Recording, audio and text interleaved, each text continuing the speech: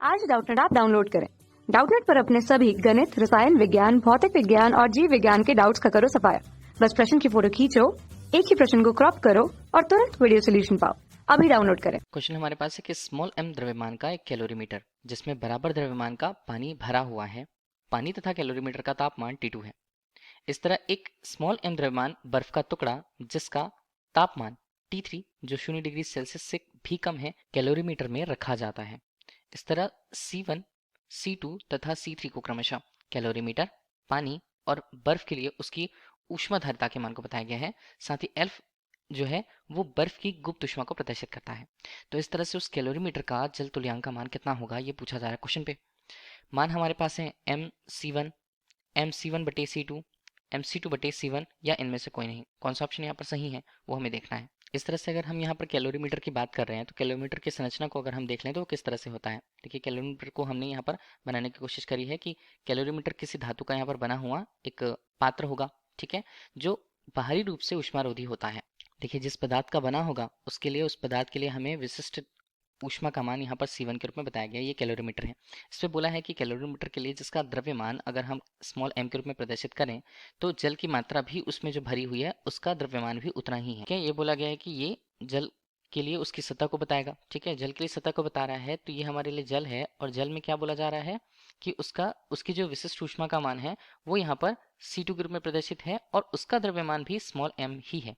ठीक है, तो हमारे पास जो कैलोरीमीटर उसका द्रव्यमान भी स्मॉल m, रखे हुए जल के लिए भी उसका द्रव्यमान यहाँ पर स्मॉल m ही है। ठीक है, अब बोला ये जा रहा है कि स्मॉल m बर्फ द्रव्यमान का ही एक बर्फ का और टुकड़ा हम लें और उसे इसके अंदर डाल दें। ठीक है, तो ये हमने दर्शा दिया कि एक यहाँ पर हमारे पास बर्फ का टुकड़ा भी है। बर्फ के टुकड़े के लिए भी उसका द्रव्यमान स्मॉल m से ही प्रदर्शित करा हमने, लेकिन विशिष्ट जो ऊष्मा है उसे हमने C3 के रूप में यहाँ पर प्रस्तुत कर रखा है। ठीक है, तो हमें ये बोला जा रहा है, अब देखिए ये तो पूरी कैलोरीमीटर की संरचना हो गई जिसपे देखिए एक थर्मामीटर भी होता है और एक विडोलक होता है।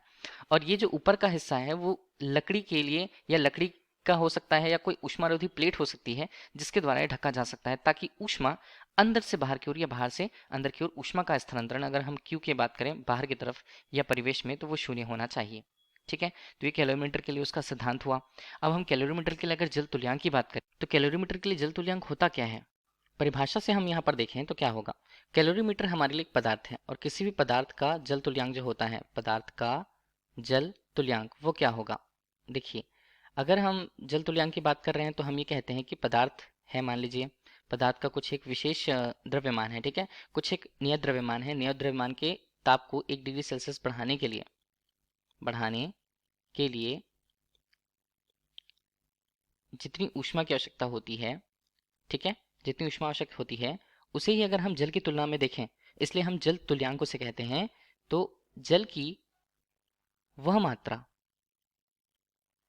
ठीक है, जल की वह मात्रा जिसके तापमान को 1 डिग्री सेल्सियस बढ़ाने के लिए उतनी ही ऊष्मा की आवश्यकता होती है। ठीक है, तो ऊष्मा की बात कर ले रहे हैं हम यहाँ पर। तो देखिए वो क्या होगा, ऊष्मा को Q से हम प्रस्तुत करते हैं। ठीक है, तो किसी पदार्थ के लिए पदार्थ का द्रव्यमान मान लीजिए m है। ठीक है, उसके लिए अगर उसकी विशिष्ट ऊष्मा की बात करें तो उसे C के रूप में व्यक्त किया जाएगा। ठीक है, हम पदार्थ की बात कर रहे हैं। ठीक है, और उसमें जो तापमान परिवर्तन है वो 1 डिग्री होगा।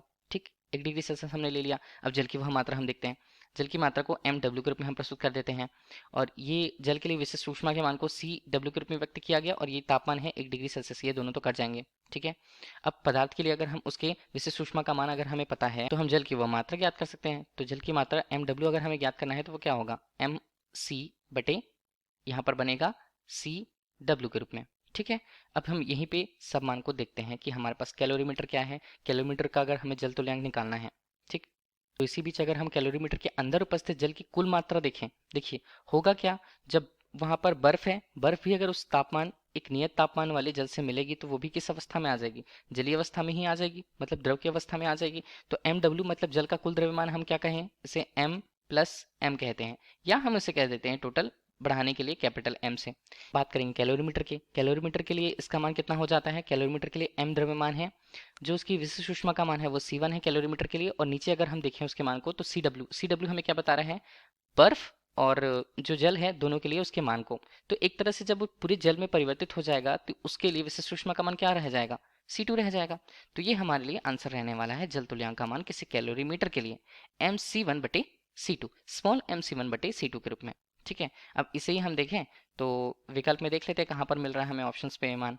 तो यहाँ पर आ रहा है, पहले क्या है, ऊपर C1 है, ठीक है, नीचे C2, तो हमारे लिए बी ऑप्शन जो है वो राइट आंसर है।